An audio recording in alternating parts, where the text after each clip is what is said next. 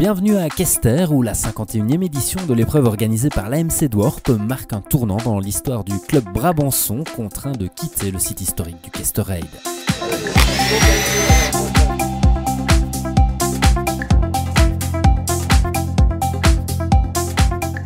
Nous prenons aujourd'hui un nouveau départ. Nous sommes sur un nouveau site, dans un nouvel environnement, avec un nouveau circuit. Nous avons aussi de nouveaux voisins. En fait, tout est nouveau pour nous. En Belgique, il n'est pas évident de créer un nouveau circuit. Il y a beaucoup de contraintes, mais avec la collaboration de nos pilotes Steve Ramon et Wim van der Heyden, je crois que nous sommes parvenus à mettre sur pied un tracé attractif.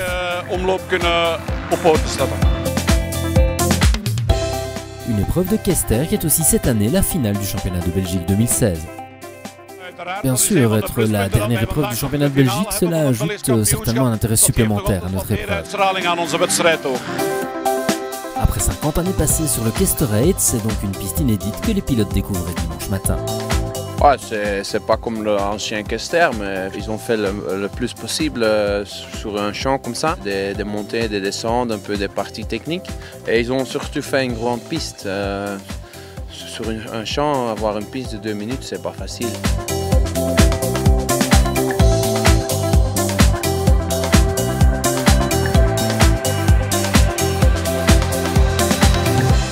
Je pense que la piste elle va se casser vraiment fort avec les ornières, avec des trous dedans, parce que c'est vraiment dur en dessous et il va y avoir des grosses marges dedans, donc ça va être quand même vicieux la piste.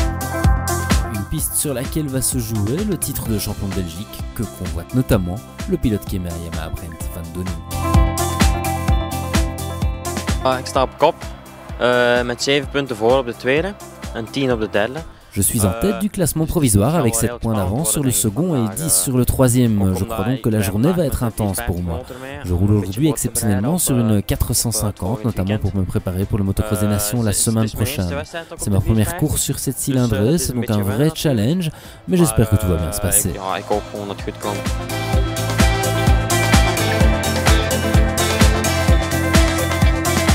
Un titre de champion de Belgique, c'est toujours quelque chose de beau. L'an passé, j'ai été champion dans la catégorie MX2, c'est donc super si je peux devenir cette année champion en Open. Chez 24MX, on prend des nouvelles de Damon Grolus. Blessé à la main lors des essais, le pilote Honda ne pourra défendre ses chances pour le titre à Kester. Il laisse donc Kevin Straybos se battre seul face à Brent van Donning.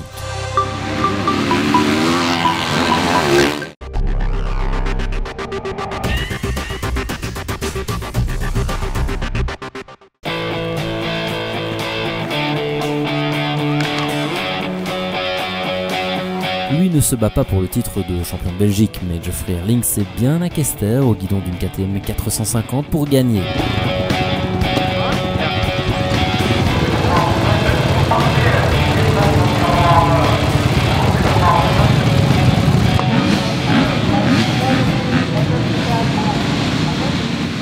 Les dernières secondes avant le départ.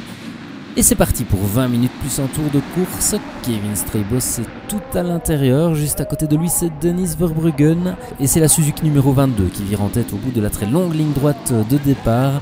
Herlings et Ramon sont juste derrière lui. Jeremy Van Robeek est juste derrière le groupe de tête, tandis que Brent van Donning est quant à lui englué dans le peloton. Straybos imprime d'entrée de jeu un rythme très élevé à la course et c'est déjà avec quelques mètres d'avance sur Geoffrey Herlings qu'il repasse à la fin du premier tour. Steve Ramon est 3e, Dennis Verbruggen 4e et l'ancien champion d'Europe a juste derrière lui Jeremy Van Robeek et la petite 250 avec laquelle il s'entraîne pour le Motocross des Nations.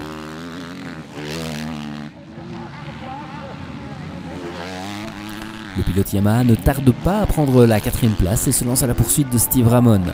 Devant, Kevin Straybos semble gérer la situation. Le pilote Suzuki soigne son pilotage et parvient à se maintenir hors de portée de Geoffrey Herlings.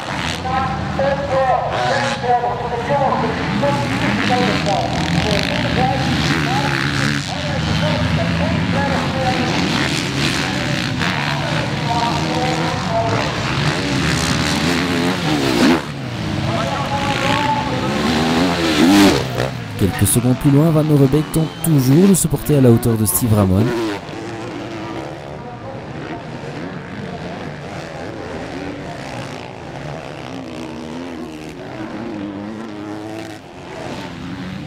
Brent Van Donink en bagarre avec Andy Treut et Jens Gettemann pour la 6e place.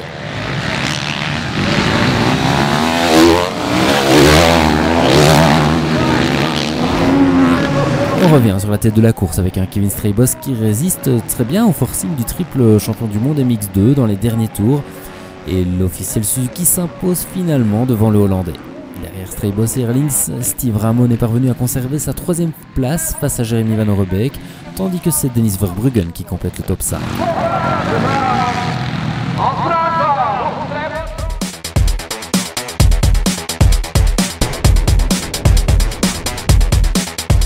Het was vrij goed, goede start. Tout s'est bien passé, je suis bien parti. Le circuit avait été arrosé juste avant le départ et dans les premiers tours ce n'était vraiment pas facile. Je suis content d'avoir pu m'imposer. Je crois que Brent a terminé 6e, ce qui signifie que nous sommes à présent à égalité de points en tête du classement provisoire. Je ne me mets pas de pression pour le titre, mais je vais bien sûr faire le maximum pour signer encore 2 belles manches.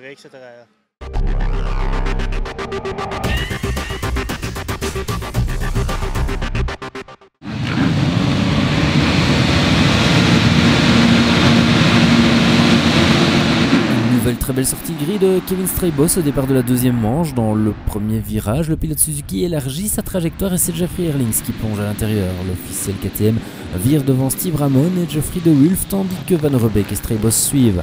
Van Overbeek a visiblement trouvé ses marques sur la 250 et si Herlings se retourne, c'est parce qu'il voit que l'officiel Yamaha est déjà passé en seconde position.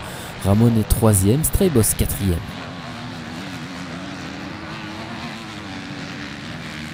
Alors que devant Herlings et Van Overbeek imposent un rythme très élevé à la course, Strijbos met quelques minutes à trouver l'ouverture face à Steve Ramon et se retrouvera finalement isolé à la 3e place.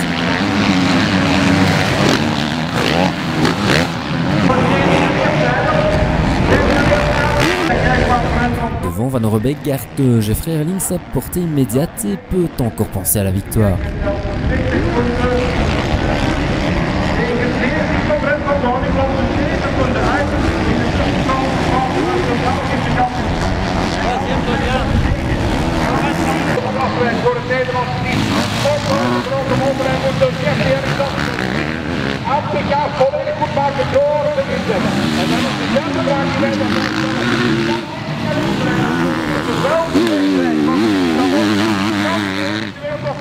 Alors que Brent Van Donink est une fois de plus mal parti et se bat avec Andy Treut et Jens Gettemann pour une place dans le top 5.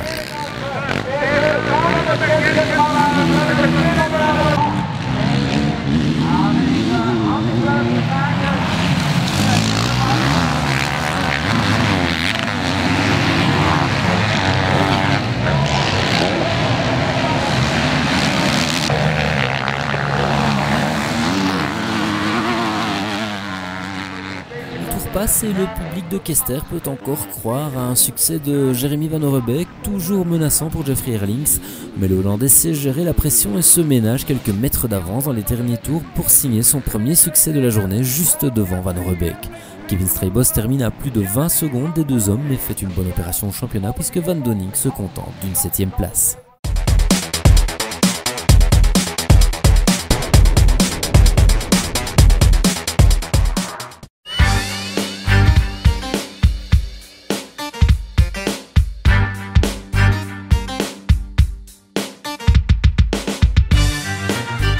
Brian Boulard a décidé l'hiver dernier, après une très belle saison sur le championnat de France Élite, de se lancer dans l'aventure des Grands Prix. Les Grands Prix, c'est le rêve de tout le monde, de tout pilote, je pense. Et on n'est pas. Moi, j'ai dit à mon père, j'arrête de travailler, j'essaye. Et mon père m'a dit, ok, fais ce que t'aimes. Et je voulais absolument faire cette saison de Grand Prix. C'était maintenant, et donc voilà, je me suis lancé, même sans avoir, j'étais pas prêt physiquement, mentalement, j'étais pas prêt du tout à Valkenswaard. Même en championnat de France, ça s'est ressenti cette année. Mais j'ai progressé tout au long de la saison et j'ai quand même réussi à accrocher 3 places à 21e aux portes des points en Grand Prix, donc c'est super. Après avoir passé la majeure partie de la saison sur la Kawasaki 250 du team français VHR, c'est à présent au guidon du Yamaha 450 du team MX Racing Zone Rouge que notre compatriote défend ses chances sur le championnat belge. Je me suis dit pourquoi pas directement comme je change de moto, directement passer en 450. Comme ça, je m'habitue à la moto. Comme j'ai 23 ans, je ne peux plus rouler en MX2 en championnat du monde. Donc je me suis dit que voilà, plus tôt ce serait avec la 450, mieux ce serait. Donc là, directement que j'ai eu le contrat avec Zone Rouge, on a directement décidé avec Mix Racing de prendre une 450. L'adaptation à la cylindrée a été plutôt rapide et les premiers résultats ne se sont pas fait attendre, comme en témoigne le 5e temps chrono signé à Kester. Il faut vraiment que je roule avec cette moto pour la connaître un maximum et être vraiment à 100% bien sur cette moto-là. Je sens que de week-end en week-end, ça va de mieux en mieux. Il faut absolument que je continue à rouler. Là, je vais pas arrêter jusqu'à temps qu'il fait mauvais, j'arrête pas de rouler.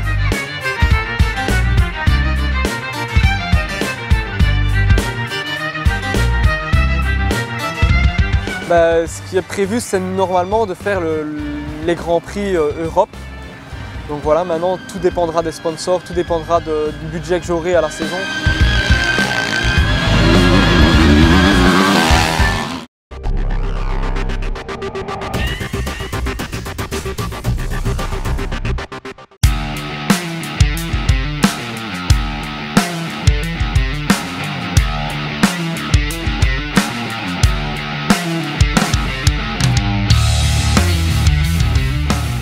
Et nous voilà juste avant le tout dernier départ de la saison. On est parti pour cette manche décisive dans la course au titre de champion de Belgique. Dennis Verbruggen est à nouveau très bien sorti et vire en tête, mais Herlings et Van Roobeeck sont juste derrière et ne tardent pas à prendre le meilleur sur le pilote Yamaha. Herlings est en tête devant Van Roobeeck, tandis que Kevin Strijbos perd le contact avec les deux leaders en tardant à trouver l'ouverture sur Verbruggen.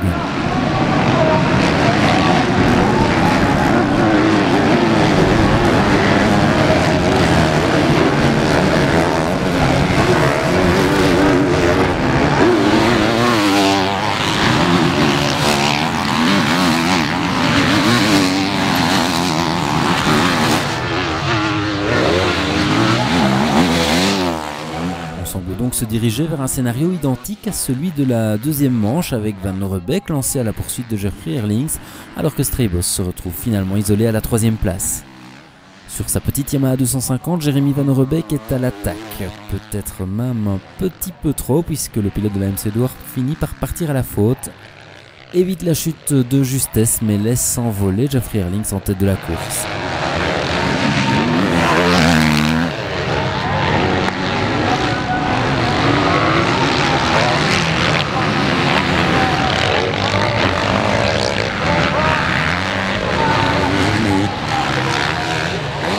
Devant Herlings a la situation sous contrôle, le Hollandais n'a plus qu'à assurer pour cueillir son second succès de la journée et s'assurer de monter sur la plus haute marche du podium à Kester.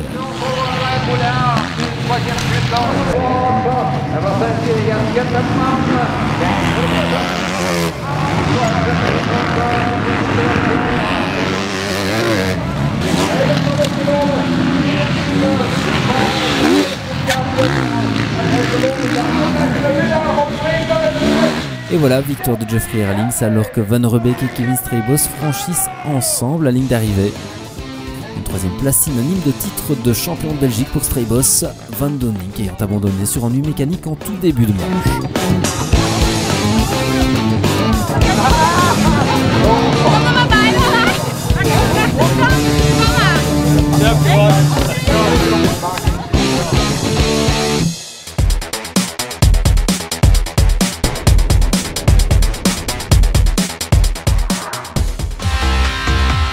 Le podium de cette ultime journée de championnat à Kester avec Herlings sur la plus haute marche entouré de Jeremy Van Roobeeck et du nouveau champion de Belgique Kevin Strijbos. Il s'agit de mon tout premier titre de champion de Belgique alors que je dispute le championnat depuis 2001 ou 2002. Enfin, il m'a fallu être patient, mais ce n'était pas vraiment planifié car je n'ai pas pu disputer la première épreuve de la saison à Moerbeckoise. C'est donc un peu inattendu, mais cela rend ce titre encore plus beau.